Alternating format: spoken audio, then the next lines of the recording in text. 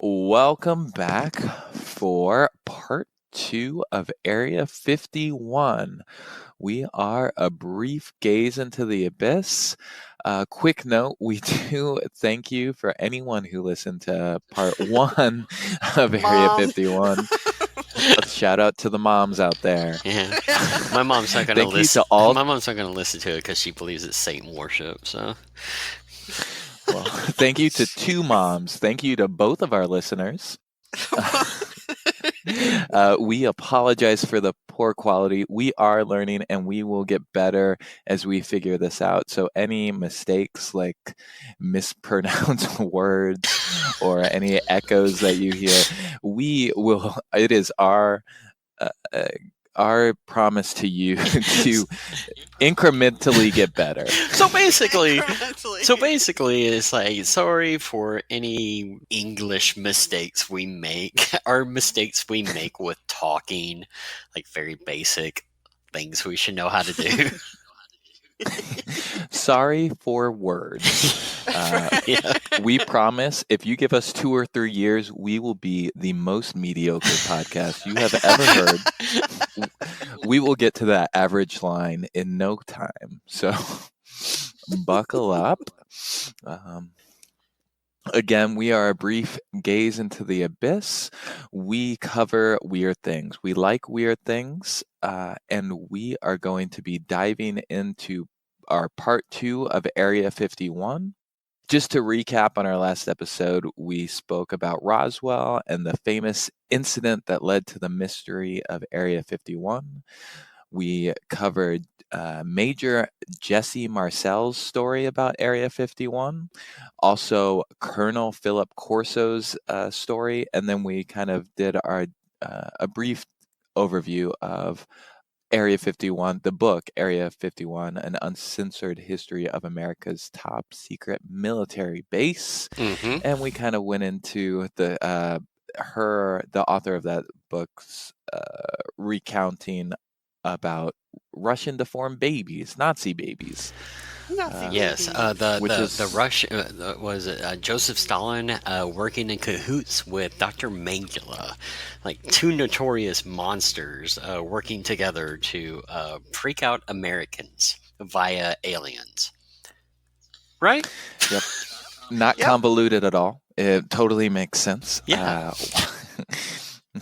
You know what the Americans hate? That's my Russian accent, I guess. I was convinced. I was like, where does that go? Oh, where did Stalin go? Or how did Stalin get here? So that is what you missed last time. If you didn't listen to, and some reason you just jumped on to part 2, please go back and listen to that. And if not, and you're just like, fuck part 1, and you're just like a part 2 kind of person, then we will get started and dive into Area 51. So, Nikki, do you want to tell us first how we'd get there? Yeah. So I actually, I went to Arizona just a couple months ago, and I was like, oh, I wonder how close to Area 51 I'm going to be. So I actually looked this all up a couple months ago because I was going to try to, get my dad to drive us out there. I have to say, like, on paper, you weren't close at all because it doesn't exist. Isn't that the thing? Right? It doesn't exist. That's it's not. Yes, you're absolutely right. No, I think actually they did officially acknowledge it in like 2011. Oh, not really? that long. Okay, okay. Sorry. Yeah, even Obama, right? Didn't he make a joke on some talk show about like how he's the first president to ever mention or acknowledge that Area 51 exists? Really? Like yeah, that. I must have missed I that. think so. Yeah, that's actually what Trump meant when he was talking about "Make America Great Again." He's just gonna make it a secret again. Nobody knows about this. Yeah, everybody would believe him. It's just going to be where he stores all of his extramarital affair people. Right, yeah. Well, and all that'd be a good storage for all the equipment they'll need to build the wall. Burn. Yeah, that was actually kind of lame. No, I like that. Thanks. For those who don't actually know where it is, it is located in the southeast corner of Nevada, about 95 miles from Las Vegas. It is basically impossible to actually get within just a few miles of it, though, because there's top secret security clearances that you need. It's contaminated too, right? They had a lot of nuclear tests done at. Well, not right at Area 51, but yes, the the test facility is really close, like right over the hill. But no, there are parts that you can get to that are, well, crazy. I guess people will go to anyway. But the closest that any civilian can get to Area 51 right now is actually if you hike up Tikaboo Peak, get some binoculars and turn west-southwest. About 26 miles away, you'll be able to just barely make out the airfield for it. So some people have taken videos of stuff flying around out there from there, but you can't really actually see it. It just looks like a light flying around or whatever. Nothing really suspicious though. Well, of course I haven't sifted through all of them, but everybody will say, "Oh, right, a UFO," and it's like, well, who knows? Well, I guess I should rephrase. Like nothing obviously suspicious. Like, oh, that is a light, but who? It's not like, yeah, okay. No, yeah. I think I remember in the book they mentioned that like people claim that they see like stuff flying out of there all the time. Yeah. There's like videos of, you'll see some kind of craft and you can't tell really what it is from that distance, but you'll see it like shooting up into the sky and like disappearing and you're like, holy shit, like that thing was really super fast, but days of Photoshop and who the hell you got to knows, be skeptical. You got to be skeptical. Yeah.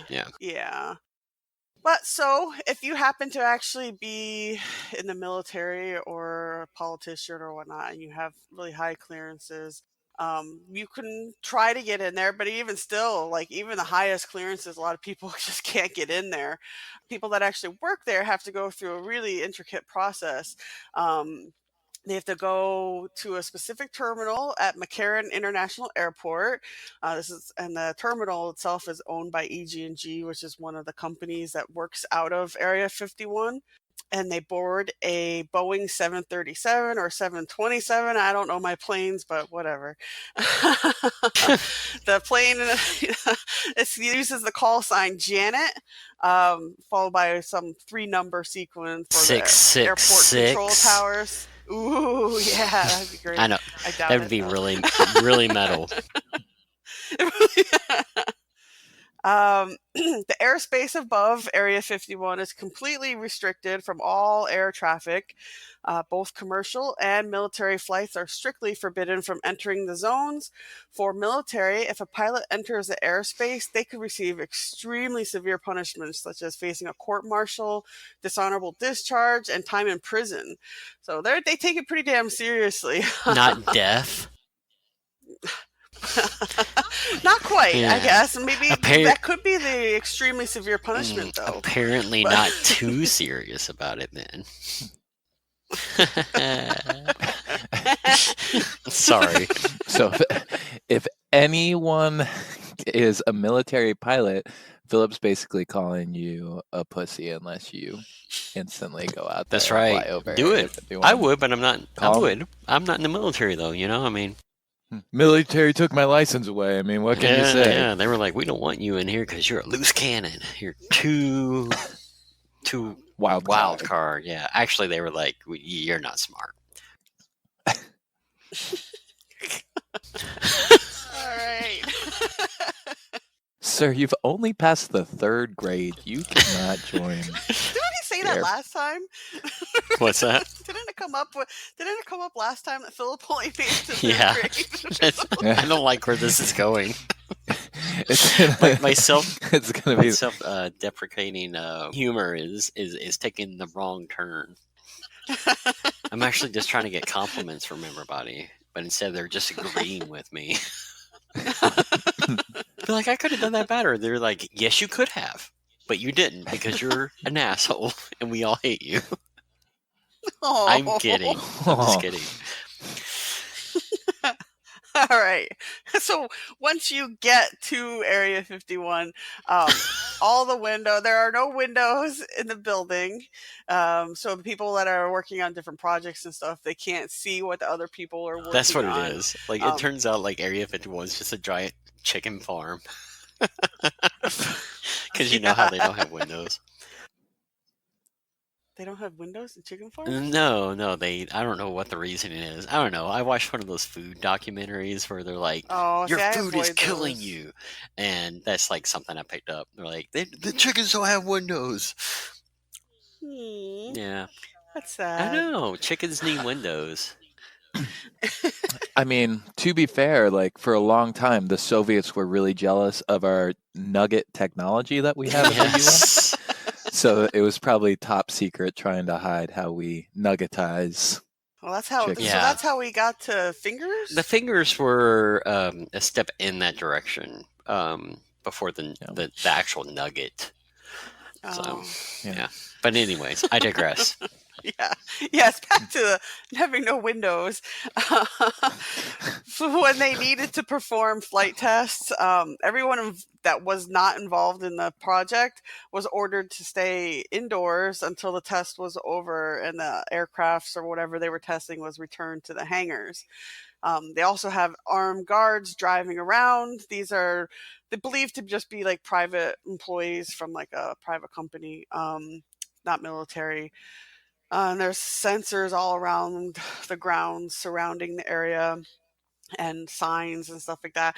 Yeah, there's videos of people trying to get in, and then you can see they're standing out in the desert, and in the distance they'll see this like SUV roll up, and these two overweight men come out with their little binoculars and kind of intimidate people, and everybody freaks out, oh my god, and they run away. It's kind of really corny. Yeah. Nikki, who are the overweight men? I just want to make sure that I understand. Is it the alien researchers or the guards? The guards. Are they both overweight and there's a different like well, both, yeah. They're both. So it's 4 overweight men yelling, screaming at each other. I shouldn't have put the overweight part in there. Well, it is funny because you think the government would just be like, we're sick of everybody coming here, and because of this whole thing, like, let's say like there's not even, say there's nothing going on. And you think they would get sick of like all these people trying to break in, because that happens a lot. And they would just be like, let's just fucking move this place. It's like, can't we go somewhere else? I mean, yes. Well, one of the videos that I watched of these two men, I think the video was from the 80s or 90s. It was so old and crappy, but they're trying to get into Area 51. Not so much get into it, but they're trying to get as close as they can. And they're like freaking out. They're like hyperventilating as they're videotaping it. And then later on, they go and they're talking to all these people in the town. What's the town? I forgot what the town was called that's close to it. And I talked to these people. There's this one guy. I think I mentioned this in a text message to you guys. This guy was Ambassador Merlin II. Yes. He was the strangest person. I actually feel really bad because I actually looked him up a little bit. He's obviously has a lot of mental illness issues. That sucks. But he thought he was the ambassador of for Alpha Centauri. And he said in the video, that tourists from there would land on Nevada's extraterrestrial highway in approximately 3 years. So I don't think it happened. No. But he had a cool name though, Merlin II. It's actually I don't know who Merlin I was. His dad, obviously. Are you sure there was actually like a second? Maybe it was like a math problem. So it was more like Merlin plus Merlin squared. Perhaps. Yeah. It's an equation. Names are different on Alpha Centauri. Right. Well, at least he's not from Beta Centauri. I mean, have you... Oh, they're the worst. All right. So before the CIA took over the facility, the Atomic Energy Commission used the area for 4 years, mainly to avoid oversight while doing radical and controversial research, development, and engineering, not just on aircraft, but also on pilot related projects. So that came out of the Area 51 history, the uncensored history book. And it's the way she kind of sounded when I was reading it. It's like it sounded like it was pretty whatever they're working on was pretty skeevy. I don't know. I don't think she went too much in depth, but it definitely didn't sound like they were doing stuff that they were supposed to be doing out there. But I don't know if you got that impression, Zach. Zach? Yes. Oh. Yes, you did get that impression. Yes, I got that impression. I don't think you read the book, Nikki. Oh, I have to read to be on this podcast? Touche. So after, oh, sorry, go ahead. No. I don't want to derail too badly, but I just looked up some of the stuff, right? But I was surprised at the interviews that this lady landed. I mean, she was on Terry Gross, and Terry Gross is talking about these potential creatures being like Dr. Mengele experiments, and they were talking about that as I thought she was just some fringe book author, but she was all on these very mainstream medias, Well, I mean, the parts that we're talking about are very. They're the interesting parts of the book, to be honest. It's the fun parts. Yeah, it's it's almost 600 pages long, 500 or 600 pages, and it's almost 95% is military history, right? Yeah, and it's all very serious and yeah. It's like Zach put it perfectly last time. Okay. It's yeah. Well, you were just saying 95% military history, then all of a sudden at the end it's Nazi mutant babies. Yeah, yeah.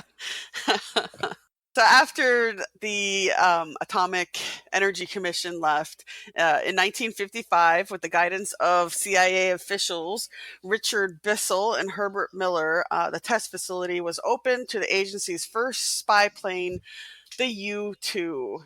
And the CIA was not the only agency that used the facility during this time, because actually a lot of these agencies all work together to come to work on the special spy planes and stuff. So some of them were NASA, which at the time was an ACA, the Navy, NPIC, the National Photographic Interpretation Center, the NRO, National Reconnaissance Office, the NSA, and the DIA.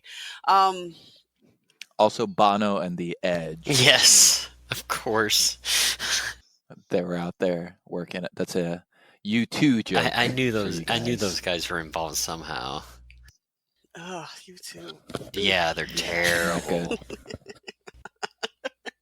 All right. So thank you, Nikki, for getting us to Area 51. Now that we're back in the Area 51, we're going to go kind of discuss what's going on in Area 51, and I'll kind of be going over what's going on, if it's not aliens, what the government, or at least like we've mentioned from Area 51, the book we read, what some of the reports of the activity that are going on and what's been going on there for the last 70 years. So the number one thing that Area 51 is doing is stealing your tax dollars. Holy shit. That's right. Surprise, we're an anti-government podcast.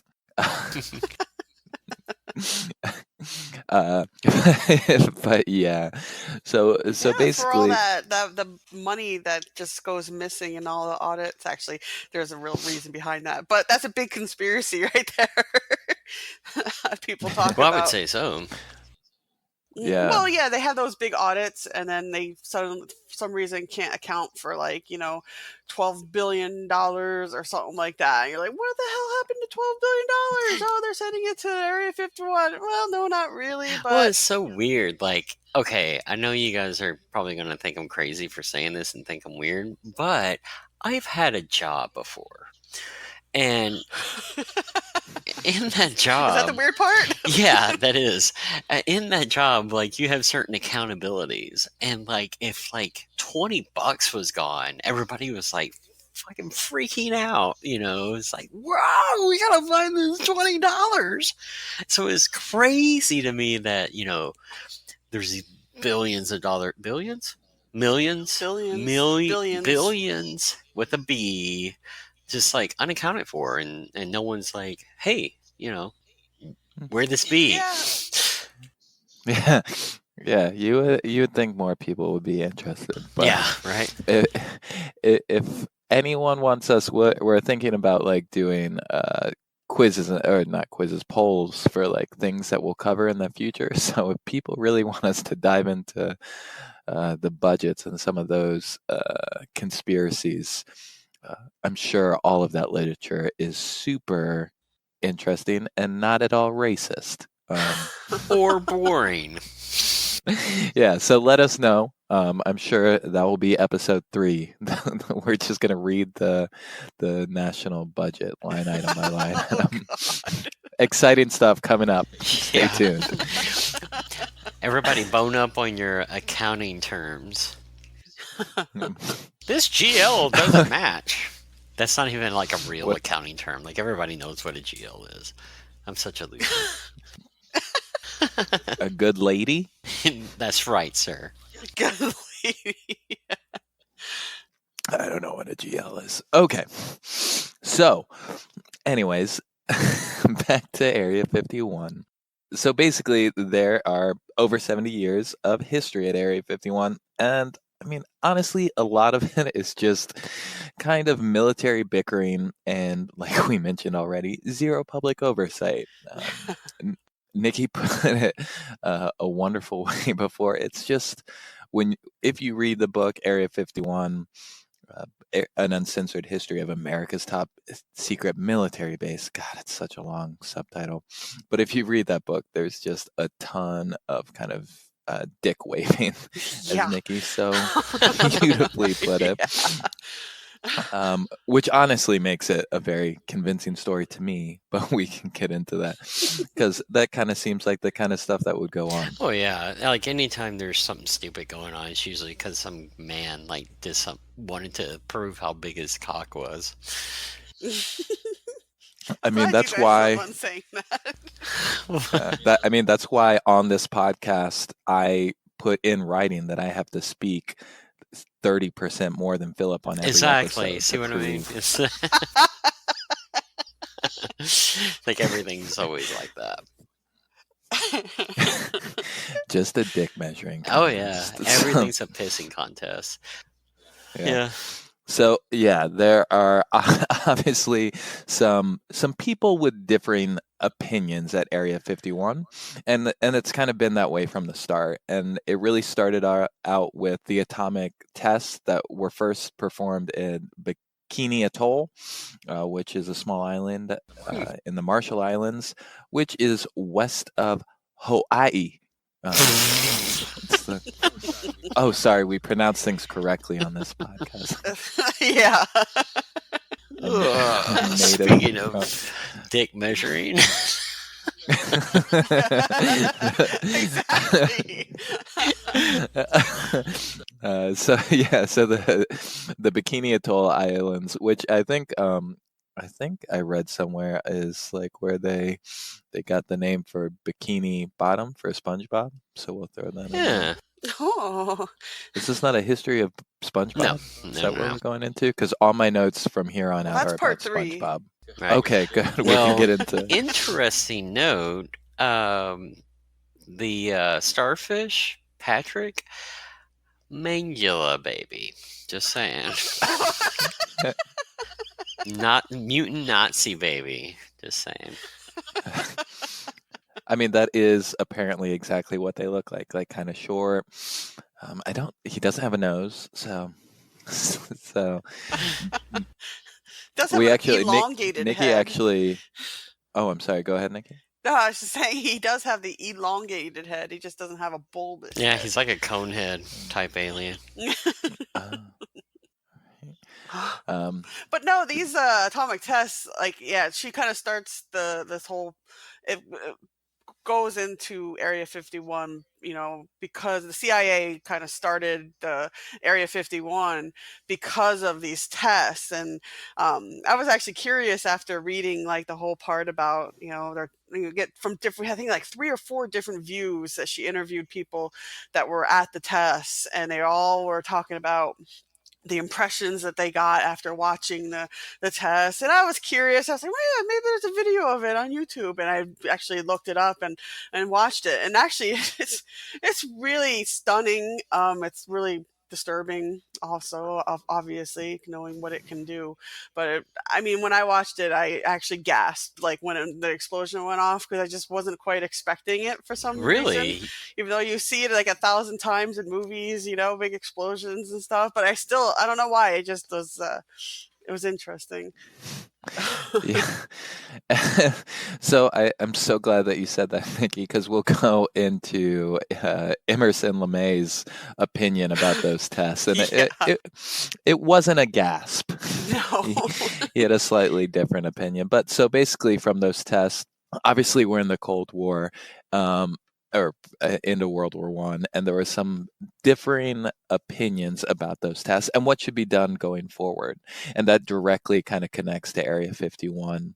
And the 2 main opinions that we're going to start off with are Colonel Richard Sully Leghorn, who my internal conspiracy really theory his name?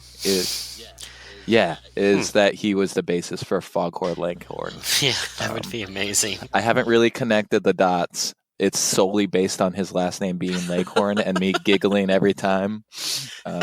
So when I hear him talking, he is talking in the Foghorn Leghorn voice. So, which sucks because he's definitely like the less terrible person in this debate. Yes. So, anyways. Leghorn, I'll go into kind of his belief system, and then we'll go into our second opinion is Curtis Emerson LeMay. And as we already mentioned, he is kind of, to use a technical term, a douchebag. And I am not a fan of his opinion. So, and we'll kind of see how these differing kind of dick wagging contests, as we mentioned before, leads to some of the history going into Area 51. So Leghorn, he led a team to photograph the atom bomb in the air, and he had actually been at Normandy on D-Day, and he was taking pictures of kind of like the different strategic targets, whether it was bridges or railroads or airfields, that kind of stuff. So he had a long history of kind of being like this photography guy and the importance of intel. So that's kind of his main point of view. And he was asked to work on after the war. He worked for Eastman Kodak, and he was asked to return to the Navy for Operations Crossroads, and that's kind of this kind of section. And right? Is that what you'd call it, Nikki? Sorry. Mm-hmm. Section? Mm-hmm. Okay. And so he watched, they had the atomic tests go off, and he strongly believed that the U.S. needed a spy plane that could fly over the Russians and make sure that that the U.S. stayed one step ahead of the Russians, because everyone kind of knew that it was just going to be kind of an arms race, and once the U.S. figured out atomic bombs, the Russians would be there, and he just kind of wanted to. He was definitely a watcher. That's not a term. A watcher. He was definitely more of the espionage kind of spy. We need to make sure that our enemies aren't above us, but still protecting the U.S. Right. And his first impression after watching the nuclear bomb test was unsurprisingly, and I don't think a controversial opinion, but that the world could not afford nuclear war. Yeah. So that was kind of Leghorn's opinion, and you could put it, I say, we need a spy plane. If you wanted to summarize that, we can cut all of that out and just put that last sentence. Okay, so we need to do an episode, obviously, and I think it's obvious to everyone. We have to do an episode on atomic bombs and nuclear weapons and their relation to your favorite cartoons, because I'm starting to see a theme here with SpongeBob and Looney Tunes. Like, what else is going on with Mickey Mouse? Do they represent the Russians or something? What's going on with this whole thing? Just I'm not gonna lie to you guys. I can't remember it now, but like in college, I mean, obviously there was probably some substances involved, but I definitely did. He's talking about doing drugs. There was definitely some licorice around the office, but in college, I definitely had some arguments. I think it was like Yogi Bear was a commentary on like socialism. It was not great. It never got me laid, so I forgot it. But I'm sure that. Yeah, that's when you have to start reading big books in Starbucks. That'll get you the ladies in college. That never worked for me either. Sadly. Yeah, right. One day, I just keep bringing Webster's Dictionary to Starbucks.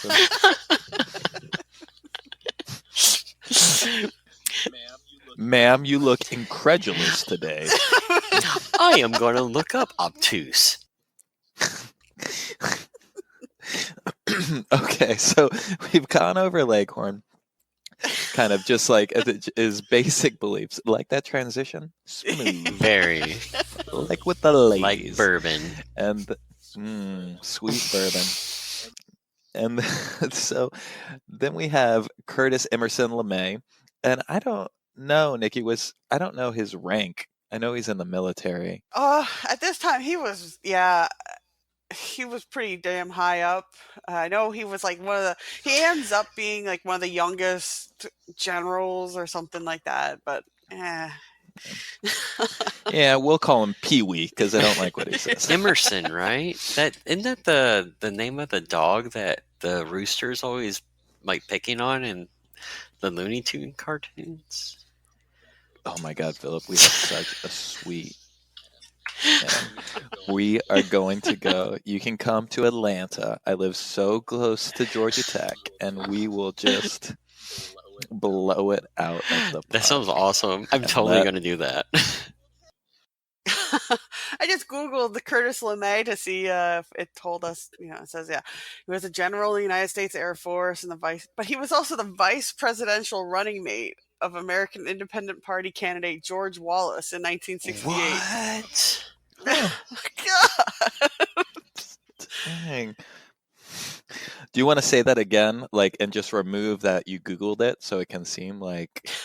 Yeah. No. Just be like, oh, did you know? You go. We just know everything. We are God. All right. So LeMay, the independent candidate for vice president, he saw the nuclear bomb go off and he said, hot damn, we need a lot more of that stuff. LeMay said that? Exactly like that, too. Man. Yeah. He was very hit. A lot of slang actually comes from him. He was a big rapper after. No, but... God damn it. So LeMay's he saw the first atomic bomb thing. He thinks we just need a ton more atomic bombs. And a ton. What? He got this picture of him. He has like a freaking canvas size, of a war of military honors on his it's like a size of a sheet of paper. Just like, yeah, we mentioned dick waving contest. So obviously, LeMay, confirmed fact, small wiener, and he believe. Sorry, our only fan is going to be like his great granddaughter, and this is the point where she's like, nope. Right. Goodbye, I'm one done with this listener. podcast. And I know so for a fact his dick was huge. We love that LeMay dick. That's our new tagline. Well, in high school they called him LeMay the Lay, so now you know why. God, we got to get Google away from you. You're learning too much information. So his basic philosophy was he wanted more bombers to drop more bombs. He wanted more atomic bombs, and he kind of wanted to go from 30 to 133 bombs, atomic bombs, within 3 years. Well, and he wrote that book about the B-29 bomber. Yes, of course. Did he really? Are you still on Google? Dude. No, I did the research. From Google. I know all this. Like, I know about LeMay. Come on, who doesn't? Didn't you go to history class? Man, they really changed the third grade curriculum. Okay. Today we're going to cover cursive and then LeMay. Our math classes were all about all the units were in like LeMay dick size. I was 29 LD tall. That was my height. I'm really sorry. I was trying to make a legit joke, but it's just not working today for some reason. Did you just say I was trying to make a lay dick joke? No, I was trying to make a legit joke. Like trying to I'm not trying to purposely derail this podcast.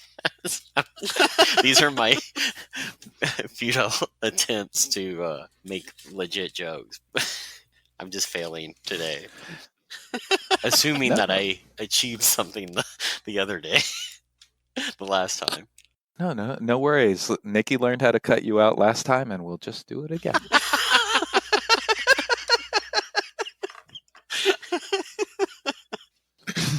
So he was also kind of the advocate for a stronger bomb, aka the hydrogen bomb, which he also called Giggle Fun Time, which was a real inappropriate name. So basically, the early history of Area 51 was really kind of encapsulated by these two different kind of opinions. Leghorn obviously being for the more espionage, kind of we need to see what others are doing, and LeMay for obviously we need to blow up everyone. Well, not blow up, but have enough bombs to blow up everyone. Yeah, this guy was paranoid to the max. Thankfully, at least initially, Leghorn kind of won the argument of the day, and he kind of used his view to kind of convince. I mean, it was Eisenhower, right, Nikki? Mm-hmm. Or was it? Yeah, he kind of used his opinion because they had direct conversations, if I remember from the book, to kind of convince him to allow for them to use Area 51. We got back there. All this conversation, we got back to Area 51. He used his opinion to convince Eisenhower to let them use Area 51 for a testing ground to develop a super fast super plane that could be used for spying on the Soviets. Fucking Soviets. The fucking Soviets. It's like nothing drives innovation like good old-fashioned Cold War. Most likely, and I mean that's the whole reason we got to the moon and developed the space program. It was just like to beat the Russians. It's like now we don't have anybody to beat. So it's like, what's the point? Did we make it to the moon? No. That's actually one of the conspiracies behind Area 51. Really?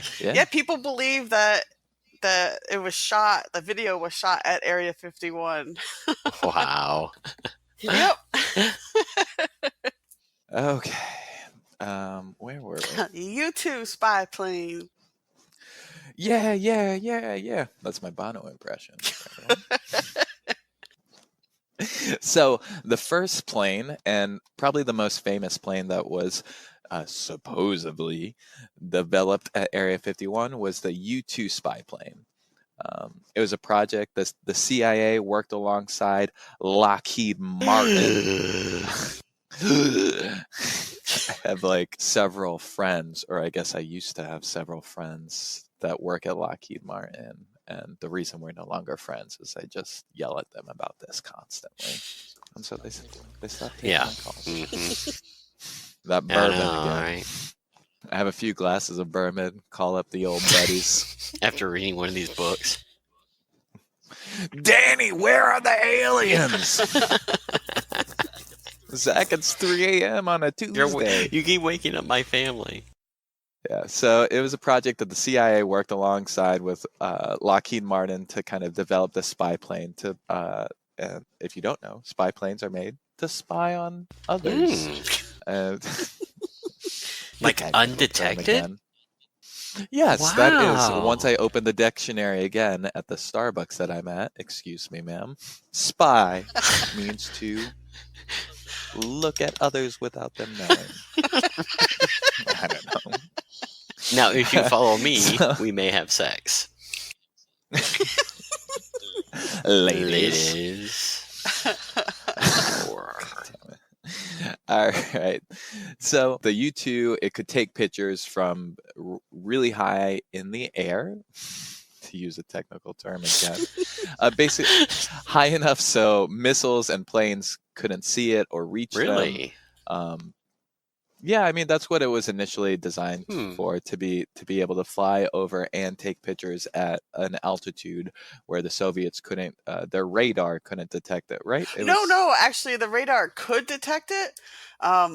That's actually, well, that was one of the problems, but that's what, did they initially think that? I know they had to try that weird thing with the paint. Yeah, I think that was later on though. I thought that was with the Oxcart. Will they like tie-dye it or something? I mean, it sounds kind of dumb, like in hindsight, but yeah, they found, I think someone at Lockheed found like this paint that made planes less susceptible to radar, and they put it either on the U-2 or the Oxcart. Yeah. And but it would slow them down because the paint was heavier. Oh, I see. Yeah, so. Yeah. Well, that's why the stealth bomber is the angles that it has. It can't reflect the light or radar. Never mind. I heard that was a myth. Really? Okay. Yeah, the angles are actually for Instagram selfies, so the planes can make you look like an idiot. That is awesome. All right, so we have these high-flying, fast-flying U-2s, and kind of, I think the main, at least the reason that I've heard of U-2s before, because by no means am I a military historian, but was basically because the Gary Powers incident in the 1960s. And basically this was, so the U-2s were developed and were used. They were tested in Area 51. They made sure they worked. And then they were used to fly over the Soviet Union and spy on it.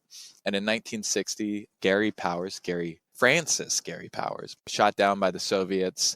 And basically the U.S., when it was first shot down, the U.S. authorities came out and said, oh, no, that's just a civilian weather research plane. Mm-hmm. Don't worry about it. NASA's been working on it.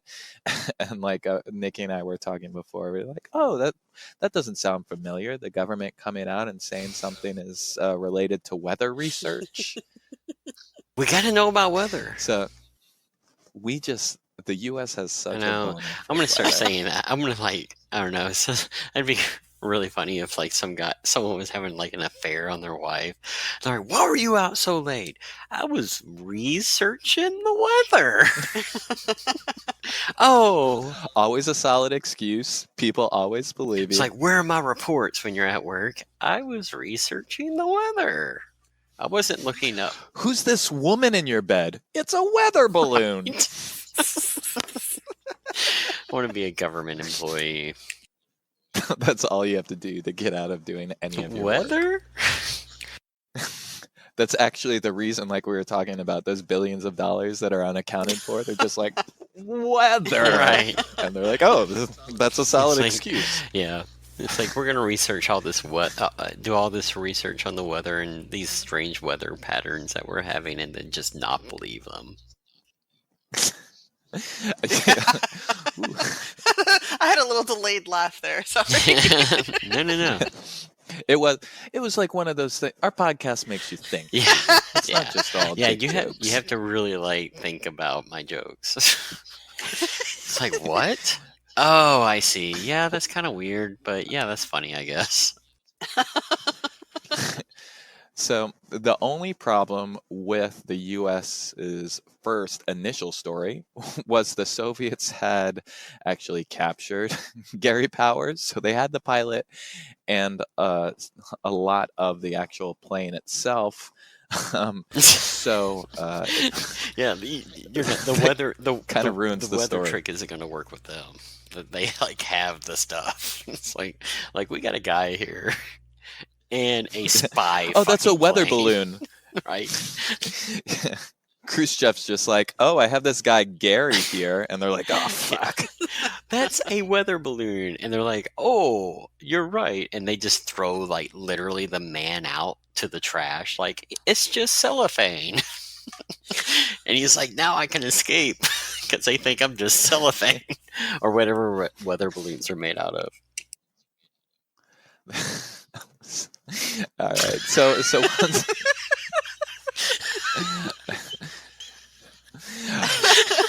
Philip's cracking himself up. No, they're good. Zach's reaction. Okay. I don't know how to transition from someone being confused as cellophane to like back to the. Speaking of cellophane. Good point. Transition. We'll get there. Again, pretty soon, everyone, we will be media. Right. Stay tuned.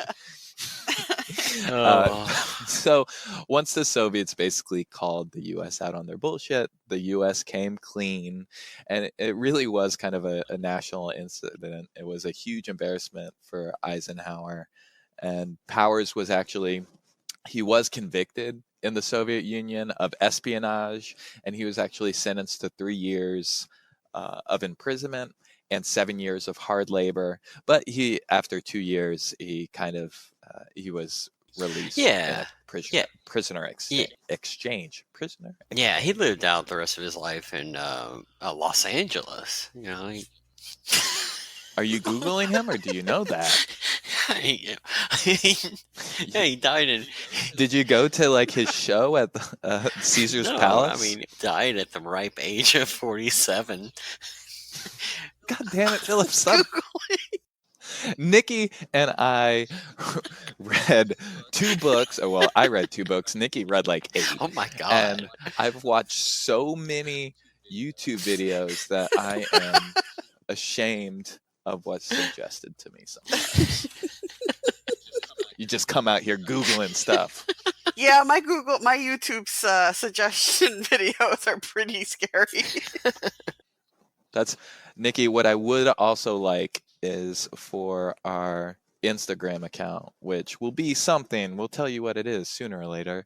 But I would like to have like a standing contest who could get the weirdest thing suggested. Oh, that's awesome! I like that. So that's going to be our contest between me and Nikki. So that's kind of just the information about the U-2 spy plane, but that was definitely not the only plane that was developed at Area 51, supposedly. After the U-2, they started with the A-12 Oxcart, and it was basically just like the sequel to the U-2. It wasn't used a ton. It could fly higher than the U-2. And again, after there was a bunch of dick waving between the CIA and the Air Force for kind of who got control over the project itself. Mm-hmm. But eventually, after all the dick waving, the Oxcart finally got its first mission in Asia. I like those guys on the airport when they're waving those like yellow sticks to like for people to land. Yeah, those are That's dicks. what's in my head. Oh, Yeah, those are actually they're wieners. those are alien wieners. Yes. So the first mission was in Asia, in Vietnam, and it was called Black Shield, because all missions need cool names. Yeah, right? Yeah. Like, who wants to join the military if your like mission's called like Yeah. or are called like pink flowers? Yeah, no. Like, I don't want to do that. I don't want to go home and tell my kids like I'm working on this secret mission. Yeah. Well, You can't tell your kids, but yeah. but when you're not talking to your children and you're drinking bourbon, at least you can reflect on, I'm a man, Black Shield. Right. I was part of that. So yeah, and the Where's my dick? I want to wave it around. I'm gonna go bring some planes in. So Black Shield took place over North Vietnam, over the DMZ, the demilitarized zone. For those of you who didn't major in something stupid like political science, and the first mission, it lasted 3 hours and 39 minutes, and the Oxcart was able to fly at Mach 3.1 and got to 80,000 feet, and basically it was just kind of considered a success. It wasn't detected on radar. I would say so. That's fucking badass. I actually have like no reference point for those. It's just like, cool. Well, I'm thinking like commercial airline. It's like, it's like, oh, okay, you're going like what? I think it's like 500 miles an hour, and you're like 30,000 feet, right? So I don't know. Google it, Philip. I've been on a plane before. Yeah. Anyways, it's basically success, but after that, it really wasn't used that much, and it kind of jumped to our next plane. Sorry, Nikki. Should I? Because there was one major plane. There was another plane after the Oxcart. It was the Nikki. What was it? The Blackbird, I think. The Blackbird. So I think the main takeaway for kind of this side of Area 51 is that it was a lot of military infighting about what to do in the Cold War, and it was a test site for spy planes. And then a little bit off of Area 51, they also did a lot of testing for nuclear bombs. Would you add anything else into that, Nikki? Nope. That's all the boring stuff. Yeah. Woo! So now that we are done with the boring part, which is probably all the truthful part, we're going to get into the... Give me lies. Yes. That boring reality. We are going to actually, I know how we mentioned in the previous episode that the whole reason anybody knew anything about Area 51 was because of Roswell. But also, this guy was kind of like the real main factor for why Area 51 kind of became a real conspiracy and why Roswell was even linked to it to begin with. And that is Bob Lazar. He's actually become a very important figure in ufology. Whether you believe him or not, his story has really kind of put the whole thing on the map. And Nikki, I just want to make sure we point out for everyone, ufology is actually the study of losing your virginity, I think. Yeah. I would think so. Well, his name, I gotta say too, his name reminds me of that song from, I think it was from the 90s. What was the guy's name again? Bob Lazar. Yeah, it reminds me of that song, that Bob Lazar. How bizarre. Yeah, how bizarre. How bizarre.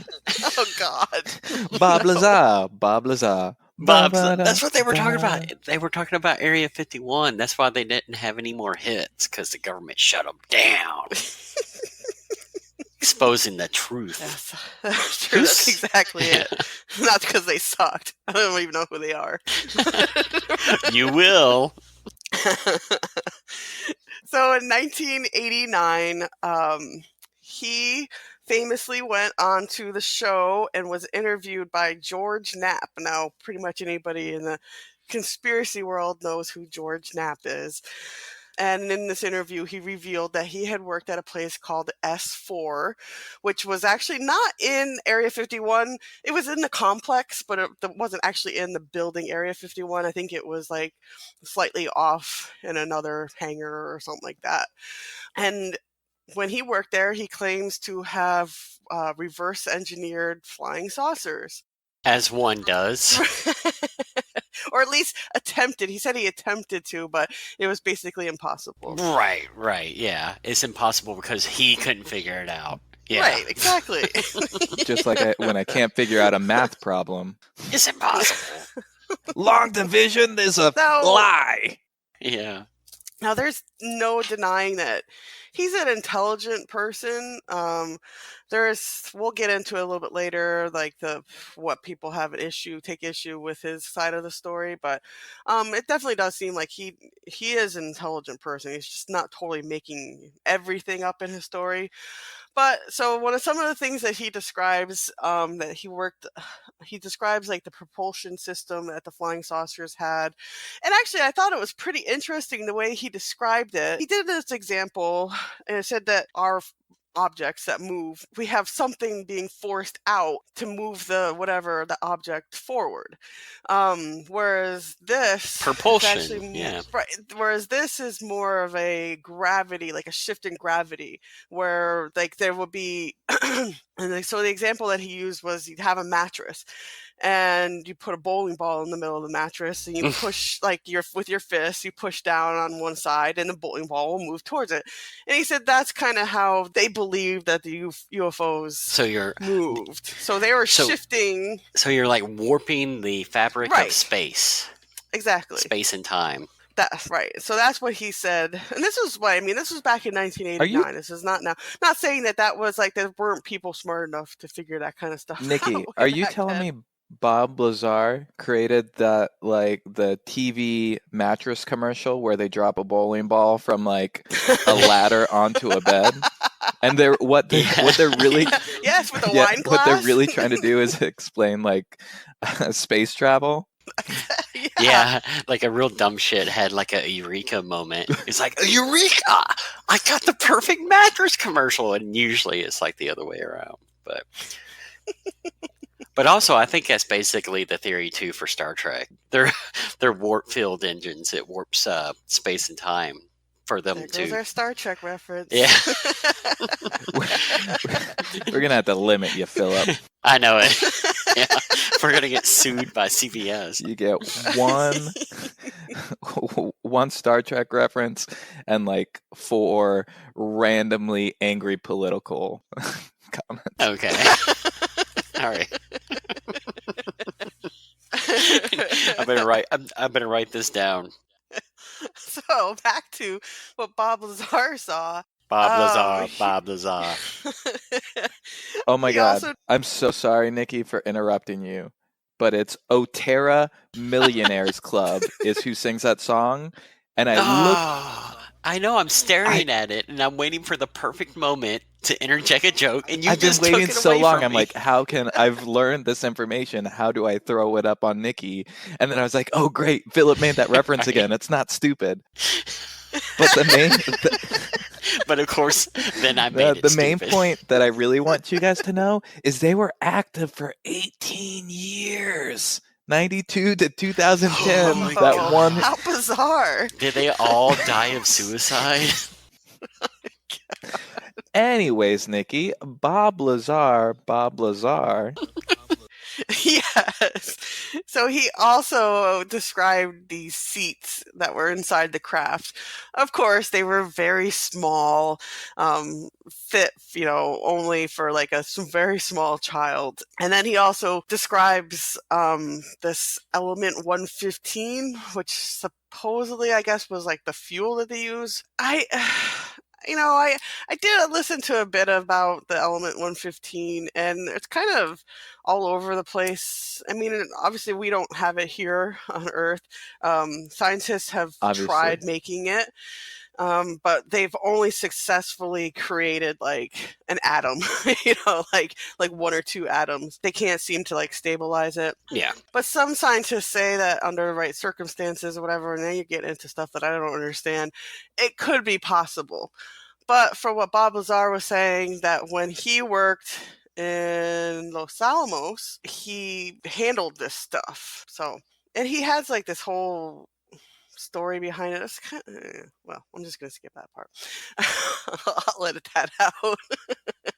But so in total, he claims to have seen or have known of 9 extraterrestrial aircrafts, some that were functional and some that were in the process of being like taken apart and reverse engineered.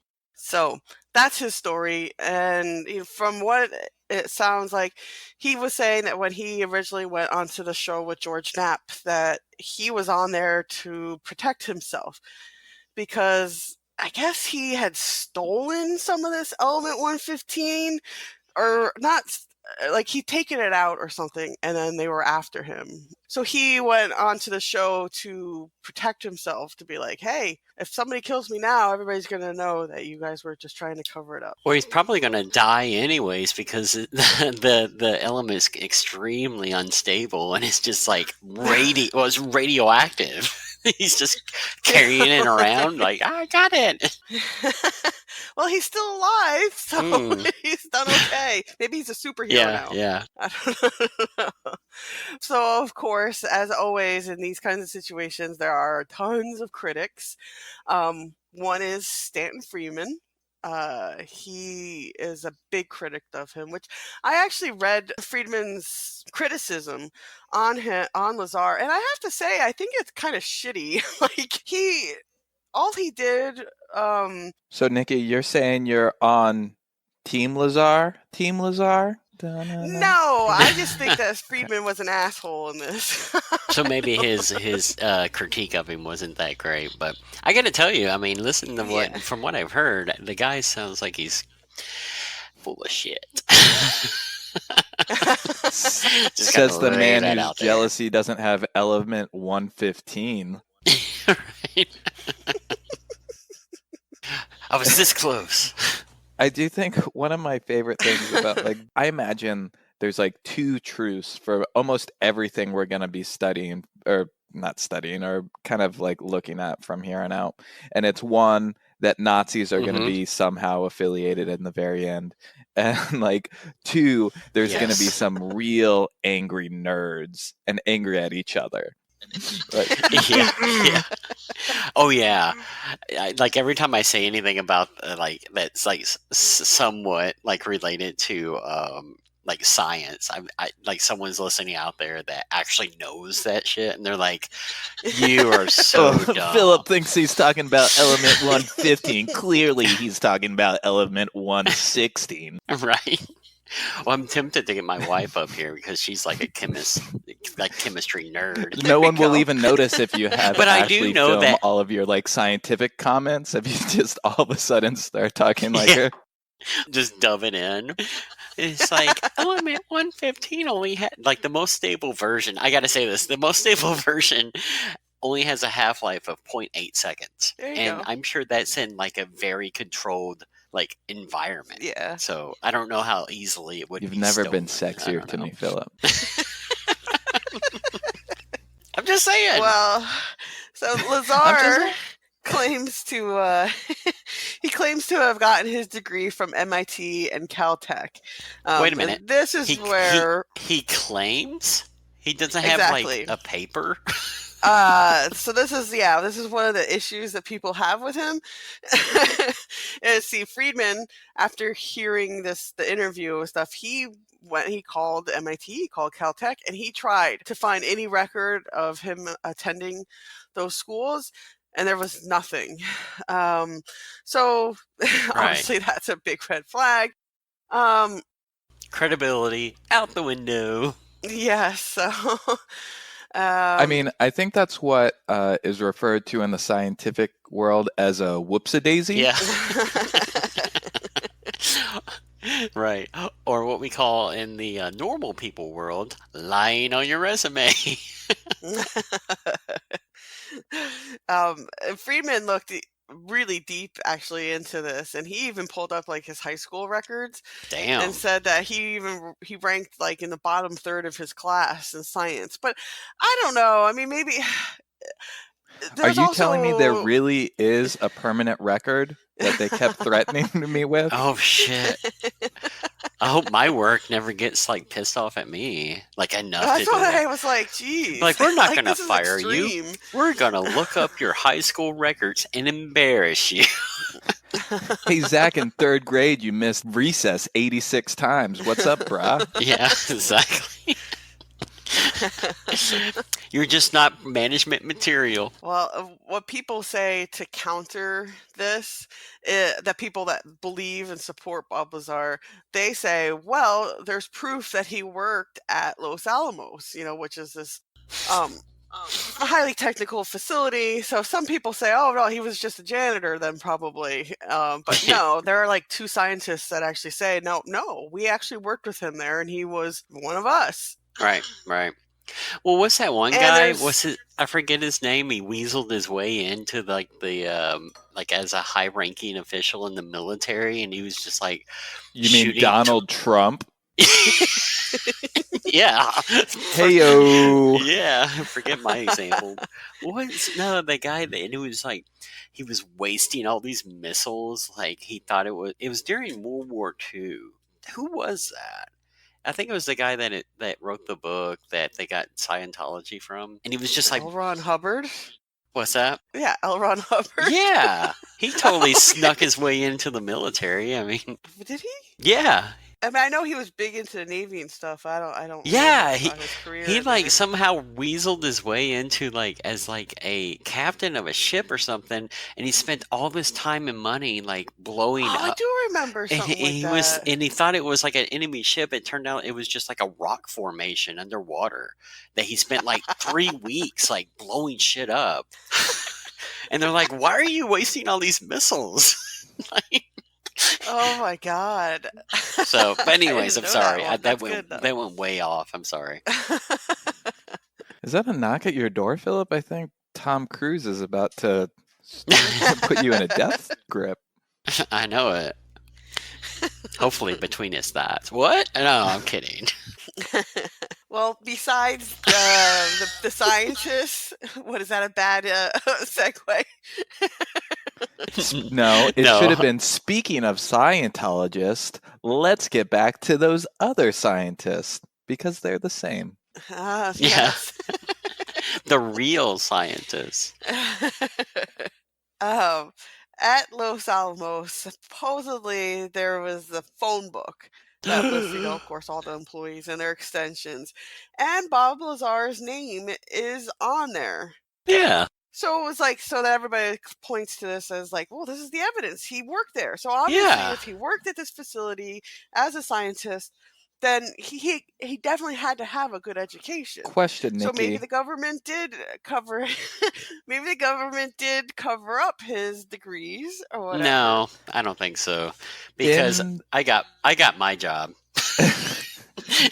And you can look, and I have absolutely no degrees. So It's I true. Google I've that looked. shit. I Google that shit.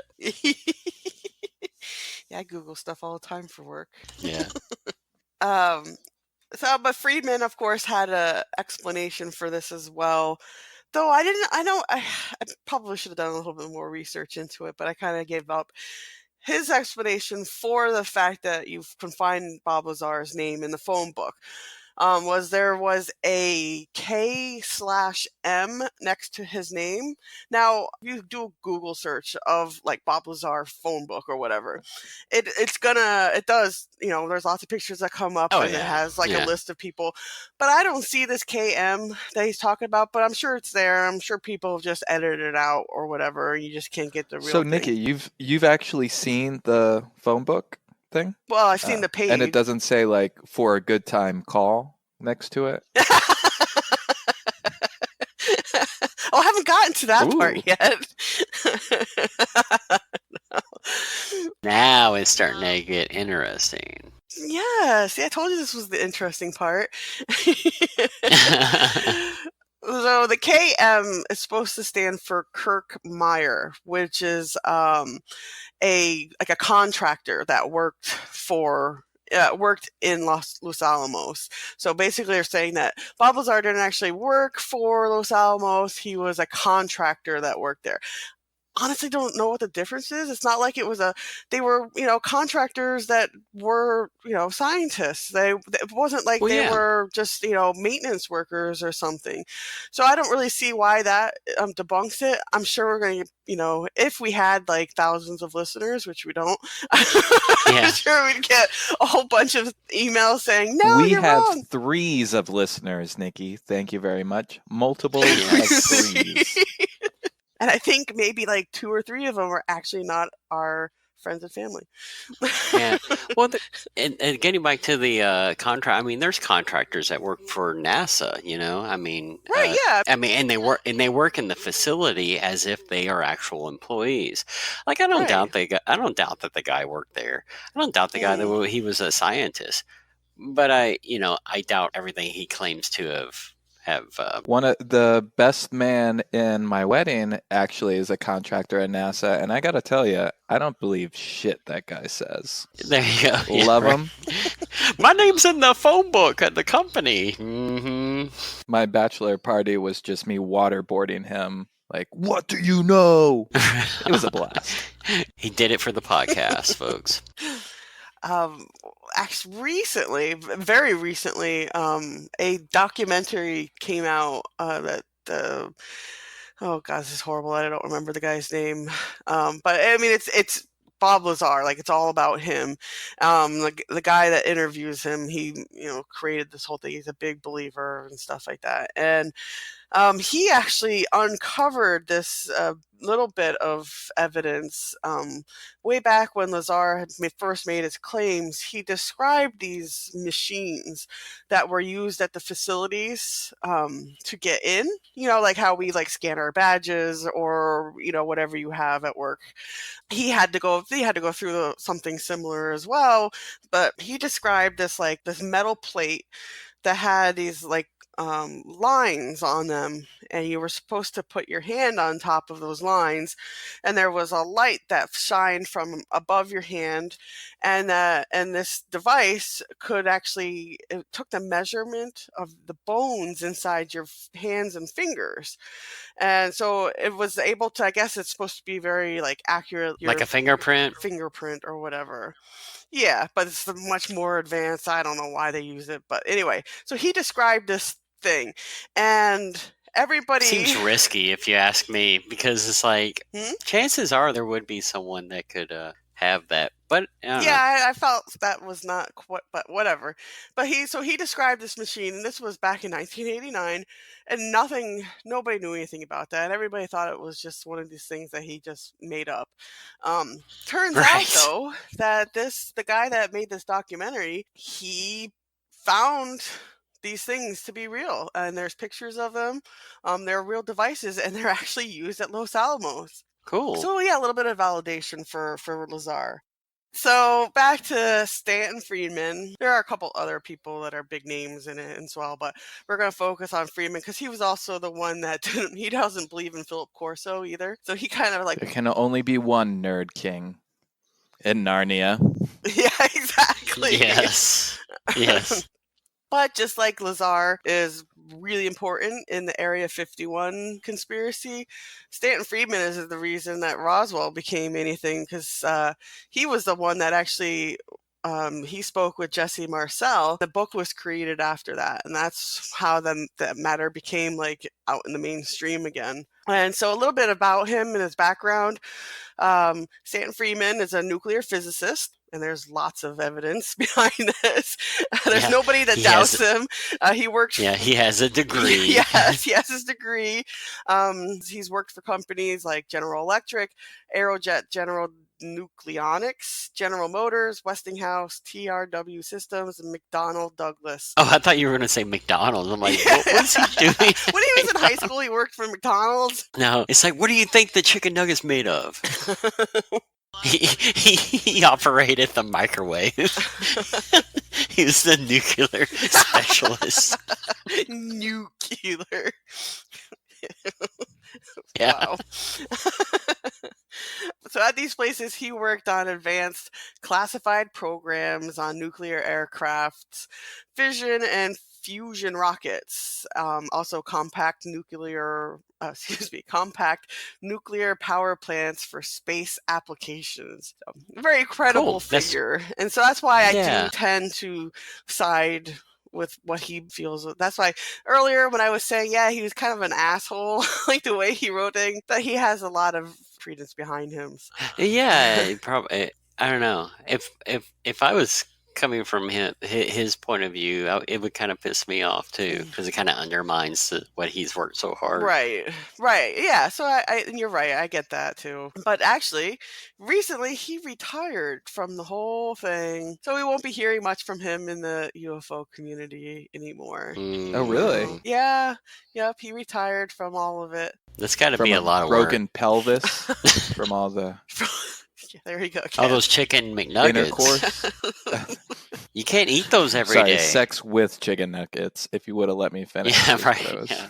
You can't eat those things every day or shove them up your ass. Apparently. Not that I know from experience. Yeah. Don't do that all day. You can do it every once in a while. Don't do it every day. Wow. It's one of those things. The Too golden much of a good mean, thing. Yeah. of shoving chicken nuggets in your butt. How the hell are we supposed to segue back?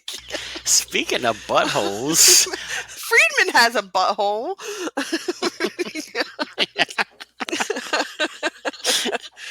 Who else has a butthole? So, like I said, he was not a believer in Colonel Philip Corso story. When Corso's story came out, he again went and did a background check and tried to look at find whether his story is true, like get any evidence. And unlike Lazar, he actually was able to find that a lot of his claims, it wasn't as bad as Lazar. Like, Corso claimed that he was a Security Council member, where all that Friedman was able to find was that he was a liaison. So I'm like, he's not completely lying. He might have just made himself look a little bit better than he actually was. But he was truly in the military and worked, in these kinds of positions. Corso had claimed that he was the head of the Foreign Technology Desk under General Trudeau for 2 years. And Friedman was only able to find evidence that he was the head of that desk for 90 days. So again, he just kind of embellished a little bit. I guess Friedman also didn't like how, this is just kind of the same thing that Zach and I felt, Corso seemed to take credit for like single-handedly introducing all this new technology into American industry, all from this filing cabinet that he was handed down to him from his commanding officer, which just made him look like he was some kind of superhero or something. It was like, yeah, he was amazing. Friedman likes to point out that that Corso was not a scientist, but he implied that in like 3 years he was able to change all the world's technology because of all this stuff. So he just thinks that the guy had the big head and was trying to just get some recognition in the community. Yeah, like OMC. OMC. Zach. Otera Millionaires Club. How bizarre! How bizarre! How bizarre! Bob Lazar. Bob Lazar. Bob Lazar.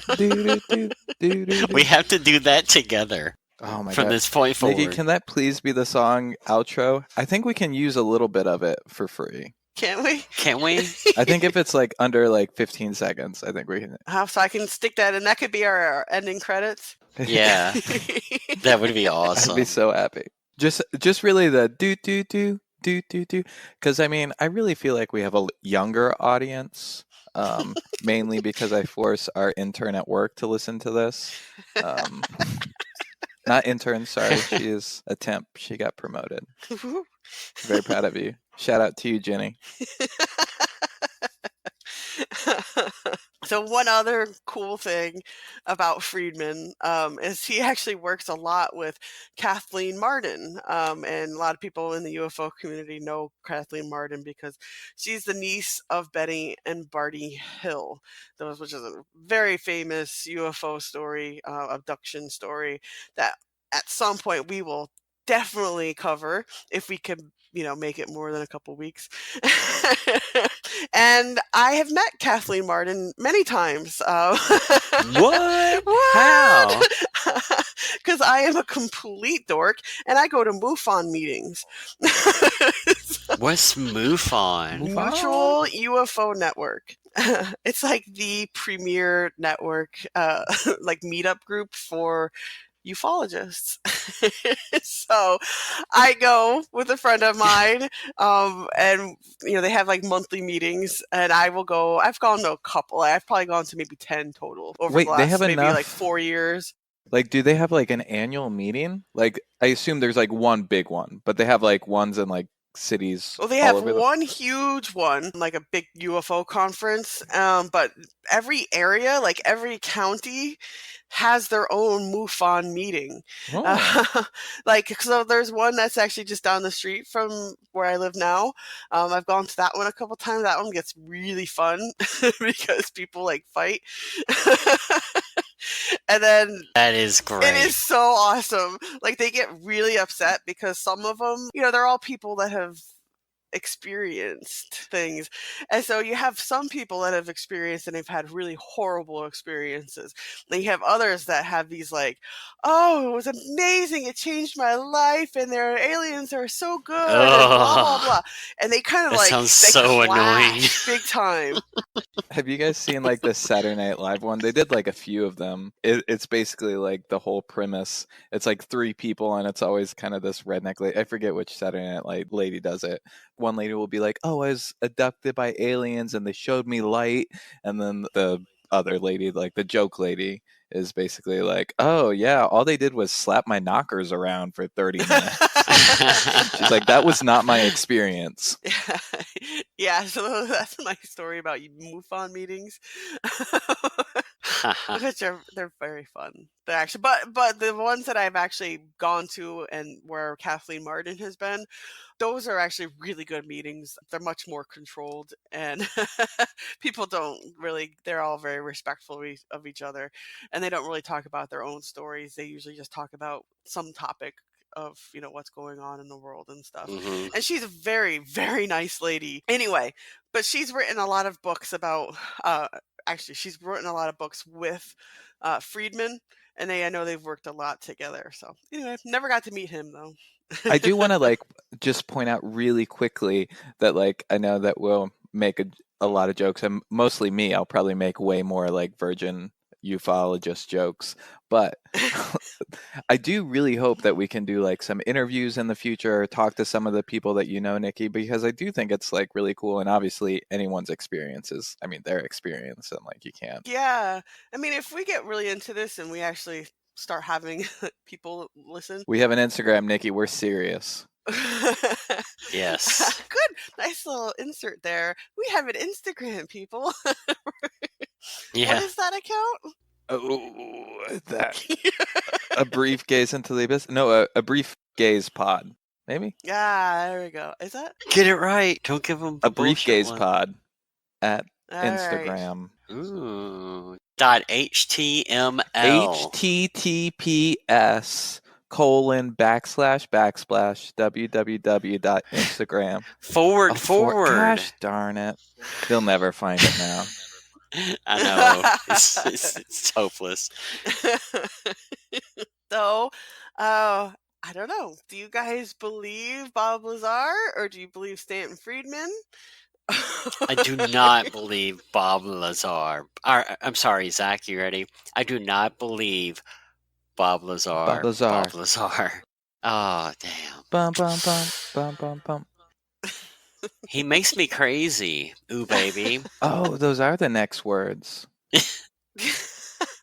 I mean, I of course have known who Bob Lazar is for a while, and what his story, in a very general sense, know what his story was. But after getting prepared for this episode, and I watched a couple documentaries and read some stuff, there was a moment where I was like, huh.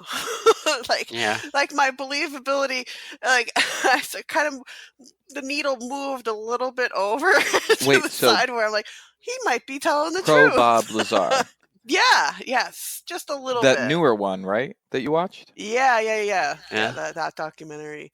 That actually, I mean, that just came out like just a couple months ago. And it's on Netflix? No, it was on Amazon Prime. I had to pay for it. Oh, I love Amazon Prime, by the way. It's like Amazon Prime, pay for everything. Oh, okay. I'm glad I'm paying you for my ability to pay for everything. Yeah. Don't knock that business model, Philip. I know. As soon as we get more than 100 listeners, we're totally doing that's gonna shit, kick in. They can cut that out. Don't make sure that is making it in there.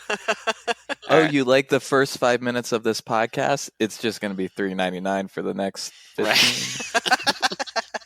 I got to do something. I don't have any degrees. A regular Bob Lazar. It's only a matter of time before they discover that I'm full of shit. I went to Harvard Park University, which is where a squirrel at Harvard Park teaches you physics. Yeah. But yeah, I mean, honestly, after watching it, I was like, I mean, the guy, he speaks pretty, decent. Like, he doesn't sound like a complete moron or anything. And he really, right now, he has his own business. I can't remember what it's called, but it's nuclear something.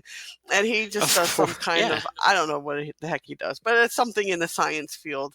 Yeah. It's probably something that's impossible to do. And there's a story. I don't know how to do it. It's impossible. There's a story that he's been telling that I guess this has happened pretty recently. So he was talking to the guy that made the documentary that's out right now, and mentioned something about that element 115. And apparently, like the next day, the FBI came and raided his shop. Like, and he has pictures of them in his shop, just going through everything that he has. Yeah. So that's kind of like, wow, well, once again, where I come from, that it's like, consider the source. If I saw an FBI document, that would be different.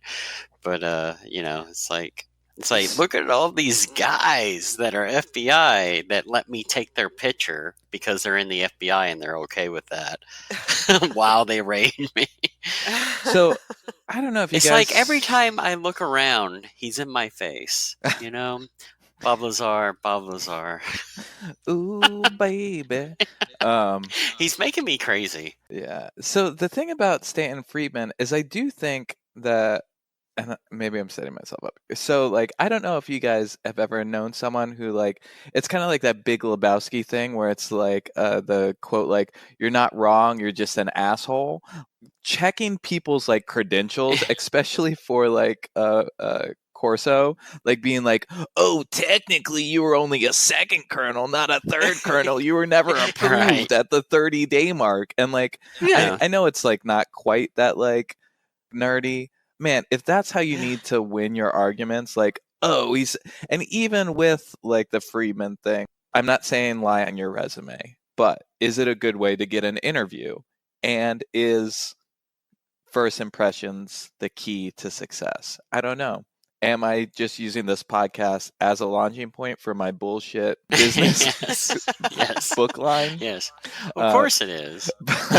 Anyways, I just think that's, like, such a shitty thing to do. So I probably fall on, like, Stanton Friedman's, like, technically right, but I'm not happy about it. Yeah, that's the same thing.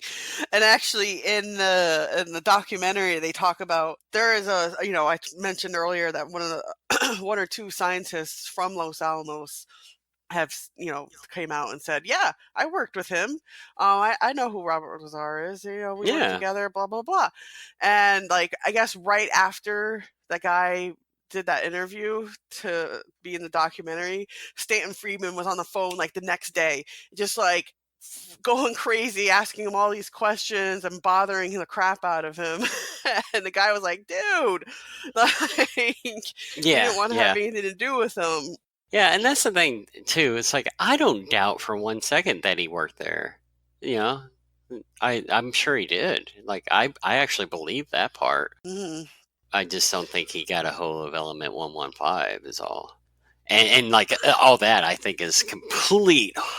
Yeah, I just don't believe the guy when it comes to that. Like I just need some with something like that. I just need a little bit more evidence than his word. And so, do you think that aliens are visiting Area 51? No. Damn it, I lost. No, not at all. No, it doesn't matter what I think. Ask anybody. No, no. I mean, that's what makes this stuff kind of. That's what makes this stuff like so much fun to me. Right? Yeah, I guess that's actually the next part that we were going to talk about. Let's introduce some of the alien races that are supposedly visiting us, Area 51 and everybody. Ooh, yeah. You had to do like the broccoli first. You had to do your veggies. That was a fax. Then Nikki gave you some of that prime rib. That's Stanton Friedman. Some of that choice cut. And now we're just going extremely rare. Straight pecan pie. Nice. Pecan. Is that how you say it? Pecan? I don't fucking know. Wait, you don't like pecan? I just don't like it. Well, the Freeman people pronounce it pecan. Bob Lazar say pecan. Clearly, that's because you're an ignorant slut. Whoa. Another Saturday Night Live reference. Yep. What is with you tonight? I just discovered YouTube. Have you guys heard of this thing? Oh. I've kind of known about it for a minute. I keep hearing people say that lately. It's my thing. I made it up. Yes.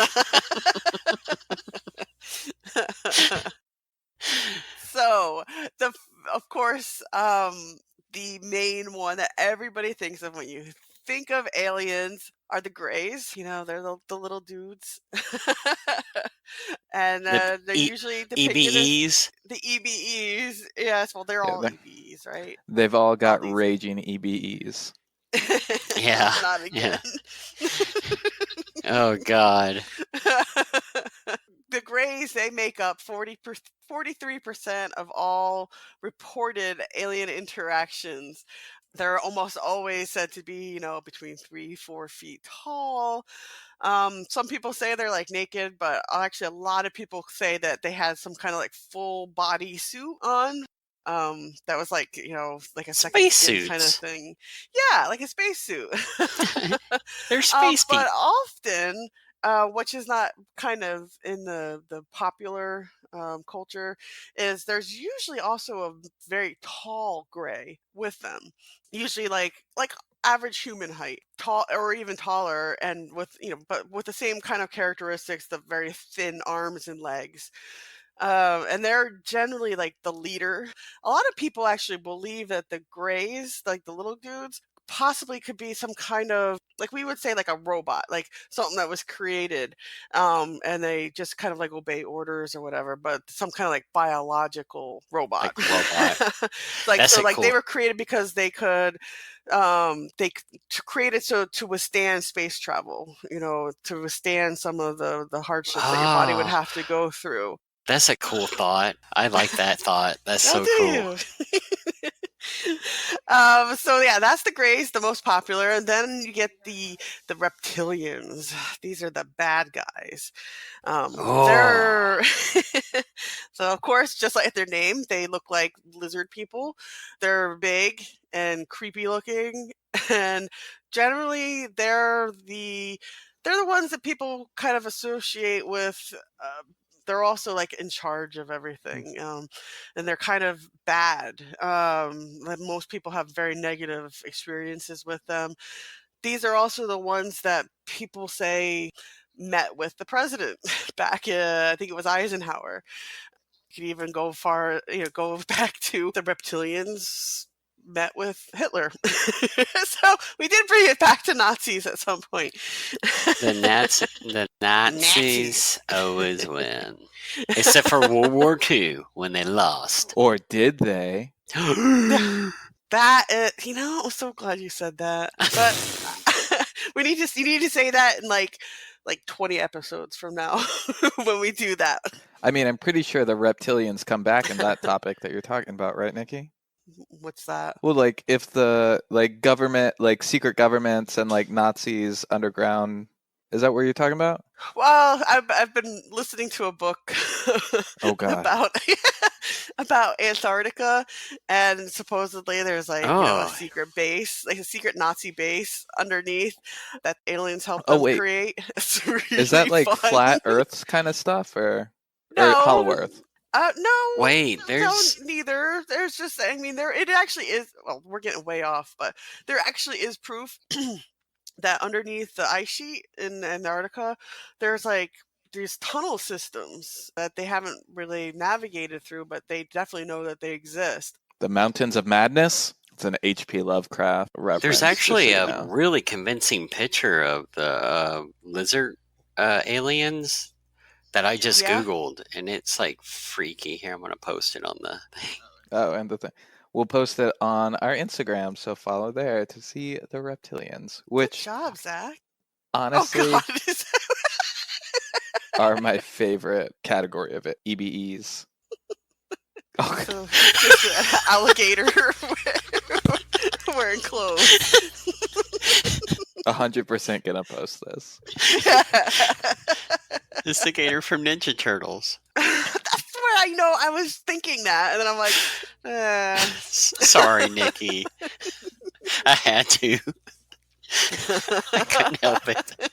My mama didn't raise me right. Bob Lazar. Bob Lazar. And this is going to be the last podcast that Nikki joins us on because he hates both of us. I'm just going to go my own separate way. Next, we have some other famous aliens are the Andromedans, which I actually don't really know much about. They're 2.2 million light years away in the Andromeda galaxy. That's about all I know, and that's because Google said that. And then the Nordics. Nordics, of course, are the perfect human, sort of, supposedly, the alien race. These are also the ones that interacted, supposedly, with Hitler. And what Hitler was trying to make us look like. Because they're crazy Aryan looking? Yes, they are. They're all averaging 6 to 7 feet tall with blonde hair and blue eyes. They're telepaths and they possess magical powers. Just so you know, I know this is a podcast, but everyone listening in at home, the two people who don't know us, that's exactly what we look like. Yes. Yes, especially me. We are all Hitler's dream. I'm not sure how many different alien races there are, or supposedly are, but those are some of the main ones. And we'll probably go over more as time goes. And that's it. Woo! Cool. Okay, so that is part 2 of Area 51. We hope you learned something or at least enjoyed yourself. Hopefully. We will be back in a few weeks with our next topic. We will make sure that you follow us on social media. We are currently on Instagram at A Brief We're going to Gaze. make sure they follow us? Make sure. It is. What are we going to do? I didn't know that was part of our jobs now.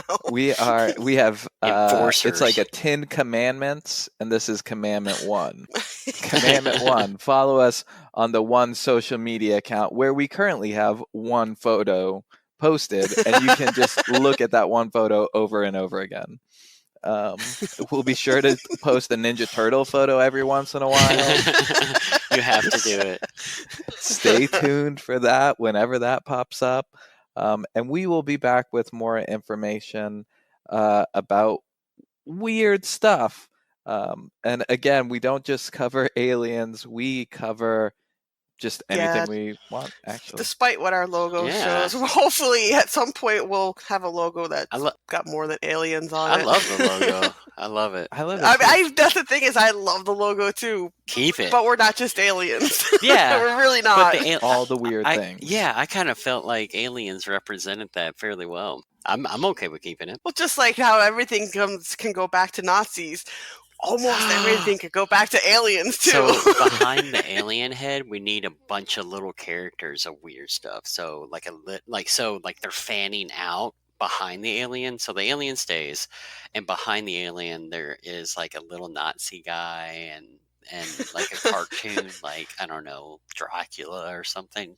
You know what I mean? Dracula. Just like all like the kind of weird stuff. Yeah. All right. So every episode that we cover, we put a new little mascot. There you go. That's a good idea. There you go.